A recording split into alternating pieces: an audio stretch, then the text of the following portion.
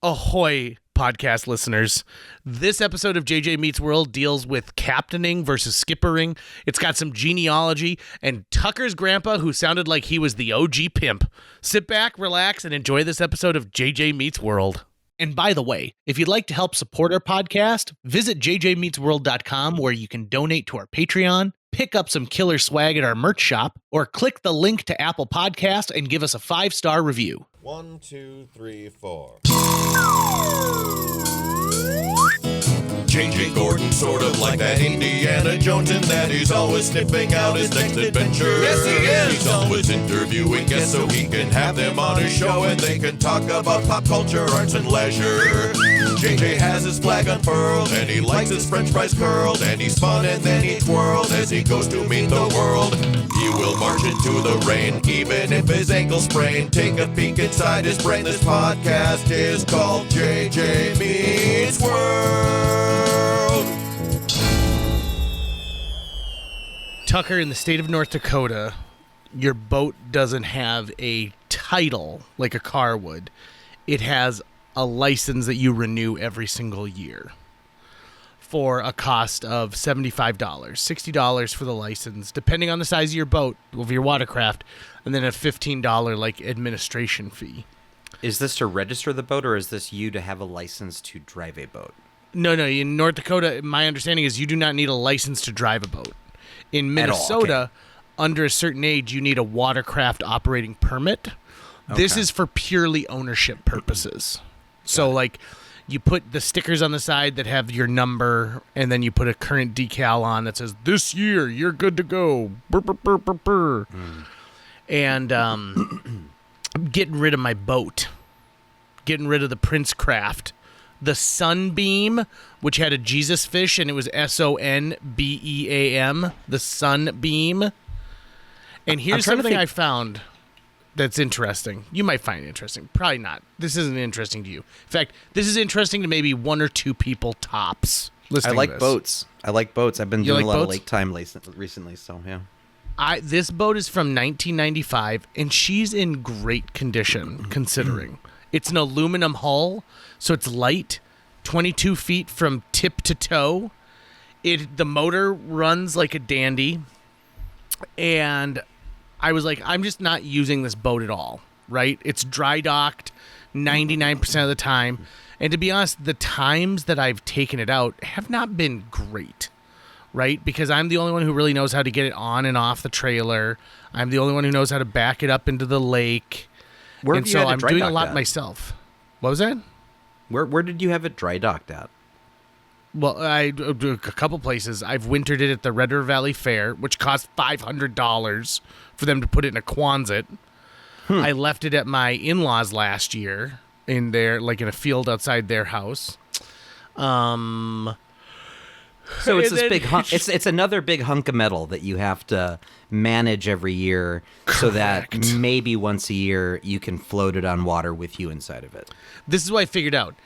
It would be, for the amount of times I've used the boat, it would be cheaper for me to go and rent a boat off of a marina and just enjoy it for just a boat for the day. It'd be much cheaper, no sweat. So I am to the point of where I'm like, well, I'm good to go. I don't think I need to worry about this anymore. And so I decided to sell it. So I call all the marinas in town, being like, hey, do you buy boats? And they go, of course we buy boats. We'd love to see your boat. Then I tell them, it's a straight purchase. I don't want to trade up. Not interested. So the only time they want your boat is when they think that they're going to get you to buy another one. So I said, well, you don't do anything? You do some consignment? And so a bunch of the places were like, we only consign fishing boats. So in the one place that I even purchased this, like that it was originally purchased from, because their decal is still on the back, said, well, we'll take it, but it's going to cost you over $1,000 to get it checked out with service, and then we take 15%. And I said, okay, I mean, fine. And then I told them it's a 1995 Princecraft Vacanza, and they said, oh yeah, nope.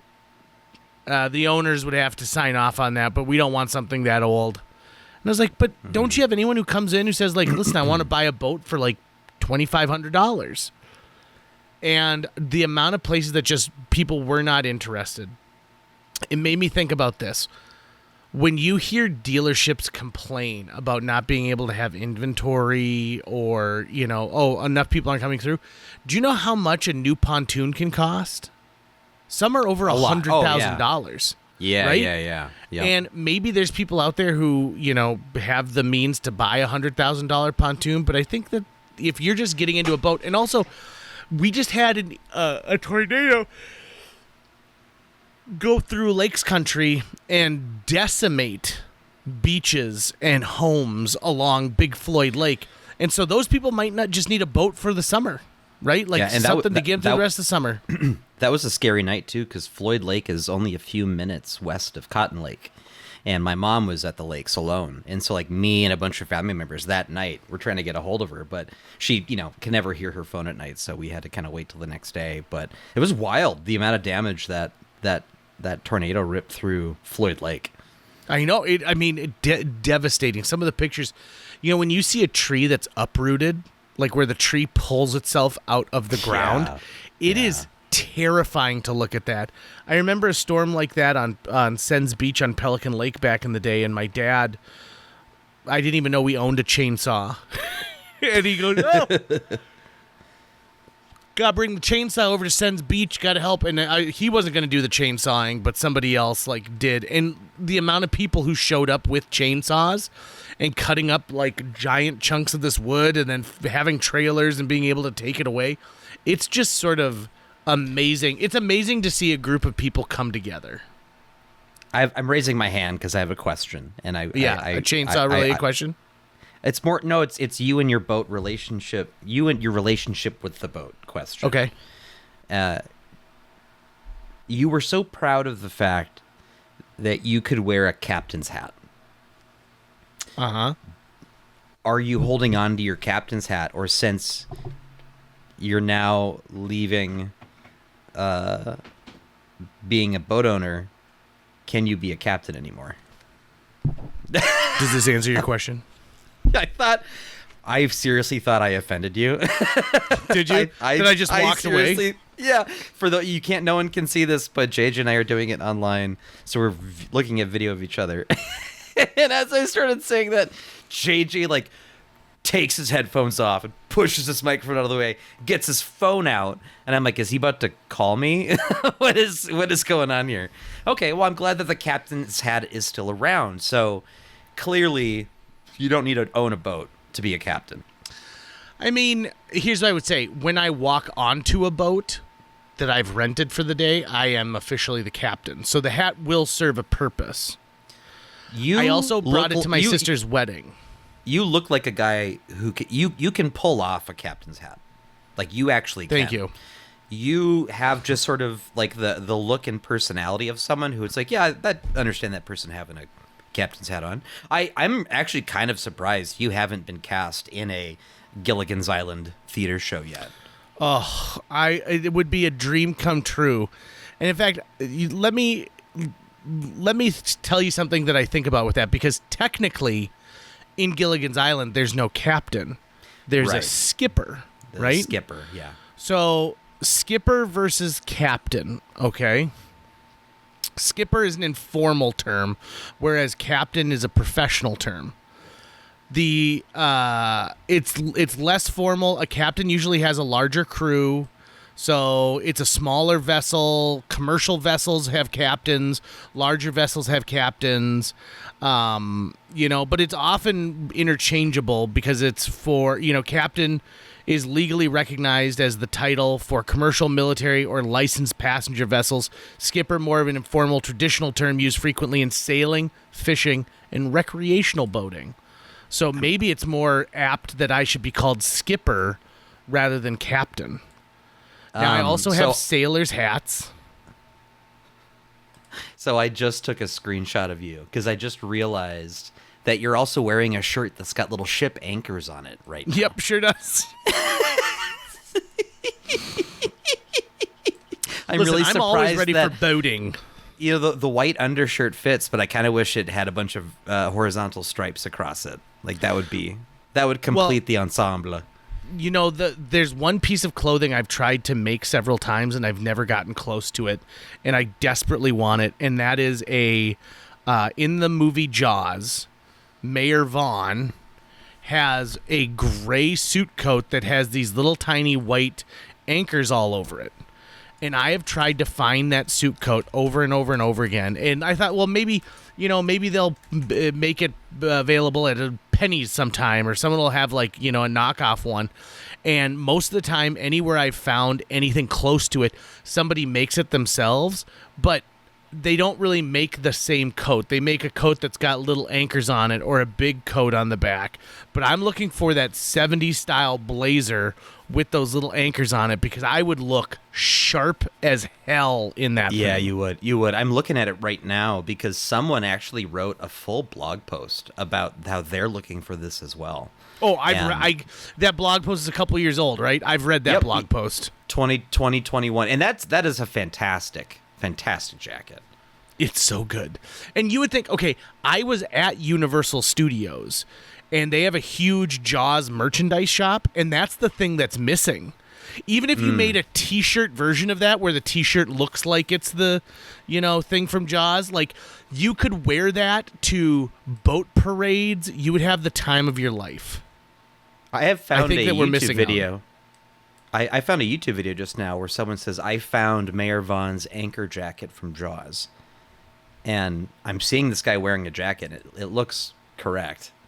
And there's a couple different colors of it out there. So it does exist in the wild. I'm seeing some. Anyways, I'm going down a rabbit hole here right now. But my birthday's right around the corner.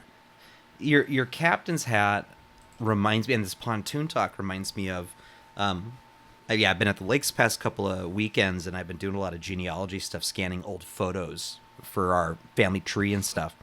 And some of my favorite photos I've seen have been of our family at the lakes, my extended family, on our pontoon, which I found a photo that said brand new pontoon out for a drive. So a photo from the very first spin around the lake in that pontoon from 1988. And we've had that pontoon in service up until last summer, when it finally, we had kept that pontoon going for decades. And now it's dry docked. We're trying to sell it for scrap at this point. But it's like this really classic looking old pontoon. And so we were looking at new pontoon prices, and we're like, oh, there's no way. There's no way this is happening anytime soon. Right. This is just not. It's not going to. I mean, it's almost like the prices are so wild. You're like, are they fucking making data centers out of pontoons now? Like, is that why this is so expensive? But my grandfather would wear that exact hat when he would drive the pontoon. I have all these memories of him with a big cigar and just a can of beer, and even our pontoon, the steering of it was shaped like a pirate wheel, or like an old ship wheel, and so driving that thing, I had so much fun doing that. I would love to own a pontoon if I could keep it at my lake cabin, but beyond that, yeah, it's too much. So it's funny we are talking about this, because I just found a piece of pirate lore that I didn't think about. That when they sailed in ships back in the day, you think of they sailed from point A to point B, right? But that's not what it was like, because a lot of times they would be navigating by the stars and changing positioning at night. And then, when you think about it, it's not a straight line. It's all these squiggly lines where they, would go 20 miles off course here, but then correct. And, then there was a storm, or there was and so all of the stuff. So it would be like going from Fargo to Grand Forks, but you're like, oh, I got to stop in Buxton on the way. And, we got to make a quick trip over to Thief River Falls, on the way, rather than taking the interstate and just getting from point A to point B. The whole idea of working at sea terrifies me. You could not pay me enough money to go work on a ship at sea at all, in any circumstance. And, I remember when, what was the show where they were based? Oh, it was Deadliest Catch, where they had cameras on, fishing vessels that go deep into terrible storms. And I thought that you couldn't there's no amount of money that would make me go, yeah, let's do that. That sounds great. That sounds like a great way to spend my time and earn a living. An absolute fucking nightmare. Even those even old paintings that show like storms at sea give me the fucking creeps when they do a really good job of capturing the depth of the waves and the water and how it's where you can like, yeah, there's just nothing but death down there for you. There's just nothing there for you. It scares the absolute hell out of me. I remember when we had that guy in the podcast years ago who was part of what was that local band? Blanking on their name right now, but he told us the story. But he sailed to Cuba?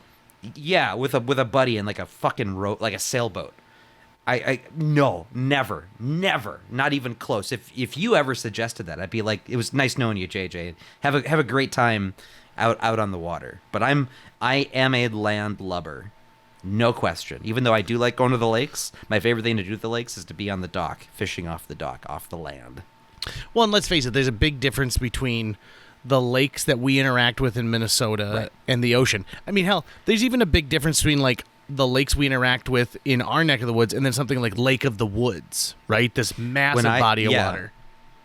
When I worked the poker show, we would go to Florida a couple times, and one time we wanted to do a featurette where we'd go take some people out on like a fishing tour. You know, you charter a boat for the day, and they captain you out there, and they show you where you can cast and all that kind of stuff. So it was my first time really, really being on the ocean in a boat that wasn't large. That was maybe twice the size of boats I was used to being on lakes, but just not that big. And I could not believe the difference in the waves going back and forth and what it's like on a normal day on the ocean where it's not even storming out. It's just sunny with some wind. Oh my God. I'm surprised I could shoot footage at all inside that thing, because there were so many times where it just felt like we were almost going up at a 90-degree angle. I couldn't believe it. So yeah, I went into that thinking, oh, fishing, water. I've grew up doing this. Easy, not a problem. This will be a lot of fun, and it was fun. But what was more fun was getting off the boat back on land at the end of the day. There, that was way more fun. So there's not a world where I could convince you to do a JJ Meets World cruise. I mean, we record on a boat and drink Mai Tais, and then I put the captain's hat on, and they're like, you got to take that off. That's not allowed on a big boat. You would have to really paint a beautiful picture, because my initial instinct would be like, I don't want to go on any cruise anywhere. I've loved every cruise I've ever been on. I mean, I had an absolute blast. If I was to go on a cruise, I would want to go with you. No question. Yeah? Because you would know how to make it work, right? I don't want to go on a cruise for the first time and have to learn all the lessons the hard way. I would much rather have someone like you who's like, hey, I know how to make the cruise thing work. I'd also love to have Fred Bevel there, because he's the king of cruises. He's been doing stand-up comedy on cruises for years.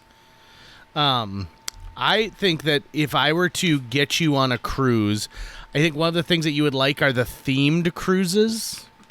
So, like, people really follow things through, like their hobbies and things, pop culture things they like. So, for example, there's puzzle-solving cruises where, like, you got to solve, like, escape rooms and stuff like that. But there's also there's probably a Teenage Mutant Ninja Turtles cruise where it's attended by some people, like Judith Hogue is probably on it and does like a talk back.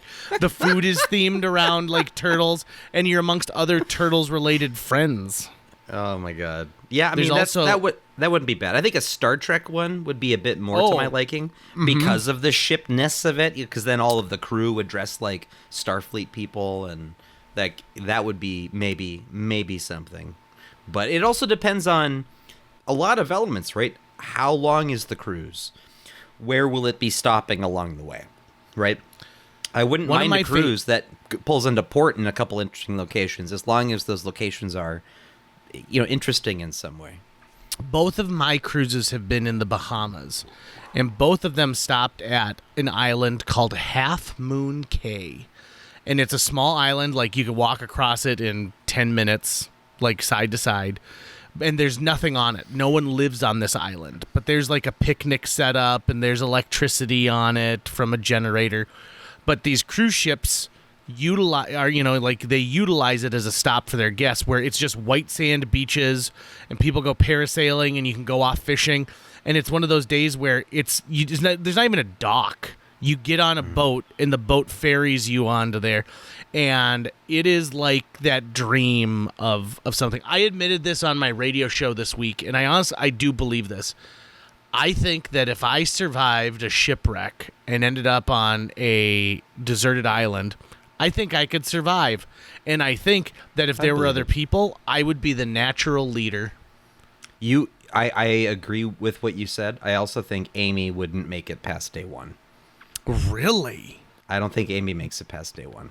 Why? Mutiny? I think mutiny. I think failed mutiny. I think she tries to take control and then loses the battle of wills. And I think you all kill her and eat her. I mean, I think that for sure, like if it's a On Lord of day the Rings one. type situation, yeah. Lord of the Rings type situation, you could say that JJ ends up the fate of Piggy. But I also think that I could end up being like, all right, brothers, to arms. We shall live one day more.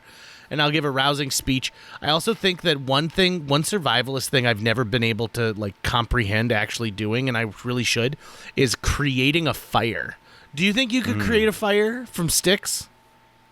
I've never done it before. So, I would say to myself, hey, I've seen all sorts of movies and videos where this happens. I understand the core concept. Would I be able to do it successfully?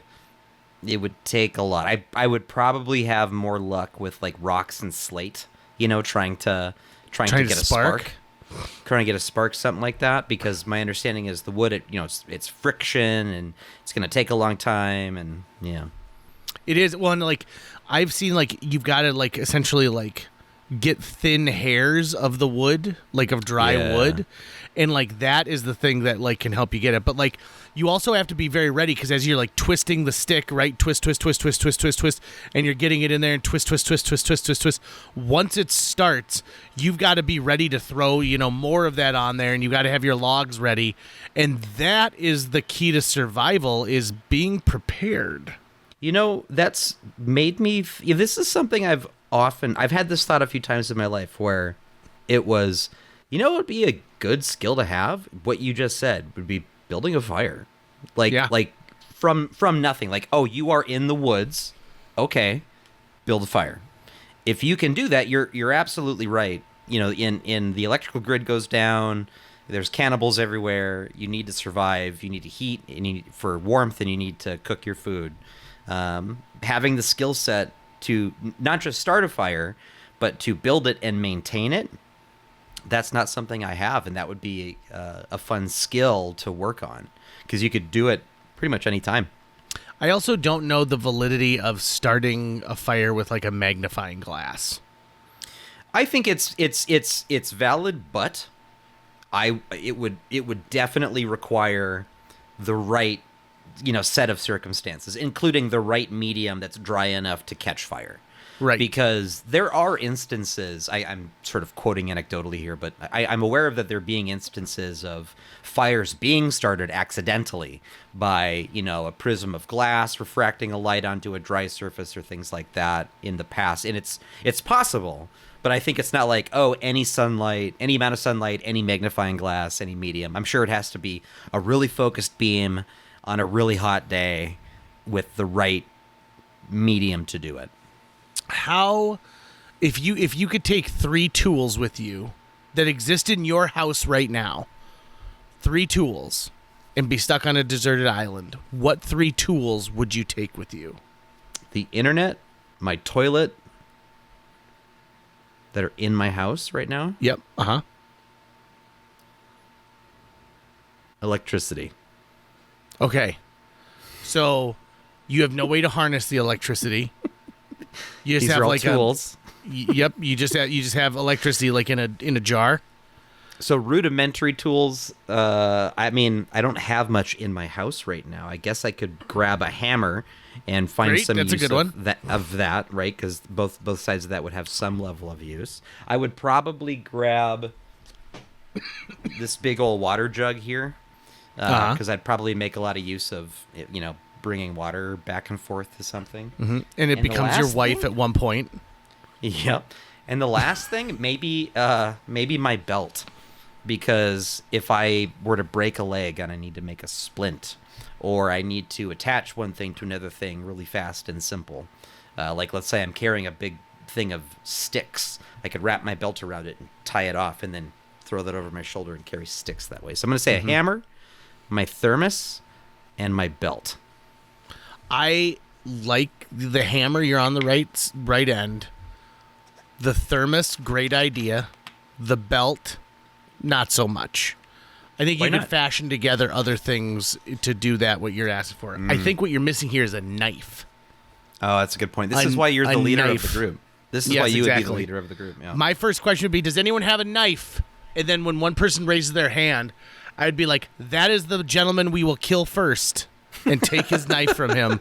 Everyone, go find a weapon. Yeah. But I'd give the guy guy a good 10 minutes head start, and then we would hunt him, because man is the most dangerous game of all. I was just thinking about boats and myself, because I am wearing this nautical themed shirt and I've got this captain's hat. I got a boater's permit. In fact, it still shows up if I am in the state of Minnesota. If I have to license something, it's like, oh, you also have your watercraft safety permit from 1995. Wouldn't it expire? No, it's like your hunter safety card. It always is there, because anyone over the age of 18 can operate a watercraft, and the rules were different back in the day. Like, you had to get it once and then you were good to go. Even though I was driving the boat already on my own. I've only been pulled over by the boat police once, and I got a stern talking to because I did not have enough life jackets in the boat for all of the people who were partying with me. And so I went back to the dock and I got 4 more life jackets, and I'm like, okay, here we go. But my go-to, what my trick was? So I would make the front of our speedboat that we had when I was a kid, and we had a boat that was great. It was called the Viking. Oh, it was a great. No, I'm sorry. We had a Hurricane. Our first boat was a Viking. Those Viking boats, awesome. But the Hurricane, I could do this thing where I'd have people sit in the front, and usually it was the ladies. And what you do is you'd make these big waves, right? You'd make these big waves, and then you'd go up to them, and then you'd kill the engine, and so the boat would be following that, but then you'd hit the engine as you crested it, which would drive it down, and then you'd get this huge splash of water that would come in and fill the boat, and everyone would be like, oh, we're soaking wet, oh, God! It'd be like, oh, boy. Well, let me dry you off, and then I would go super fast, and then their hair would be all whipping around all wet. Not my kind of boat ride at all. No. It was great. People loved it. I would have been upset with you if you did that to me. Really? You would have been upset with me? Yeah. Do you know what I would have said? I would have been like, hey, jump out. You can swim home. You can swim home. If you don't like it, swim home. Because the rest of us are all having a good time, aren't we? And everyone would be like, yeah. And then I'd be like, kill him.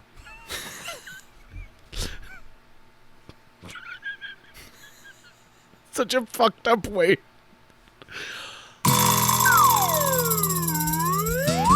That's going to wrap it up for today's show. If you enjoyed this episode and would like to help us continue to produce new episodes each week, visit jjmeetsworld.com, where you can donate to our Patreon, pick up some swag at the merch shop, or follow our link to Apple Podcasts and leave us a 5-star review. You can also follow us on social media. We're on Facebook, Instagram, Twitter, YouTube, all the sites the cool kids are using these days. JJ Meets World is produced every week by Tucker Lucas. You can find out more about Tucker's work by visiting moonbasemaria.com. If you want to get in touch with your host with the most, check out linebenders.com, where you can find direct contact info for JJ or booking information. I've never crashed a boat, but I crashed a jet ski hard once.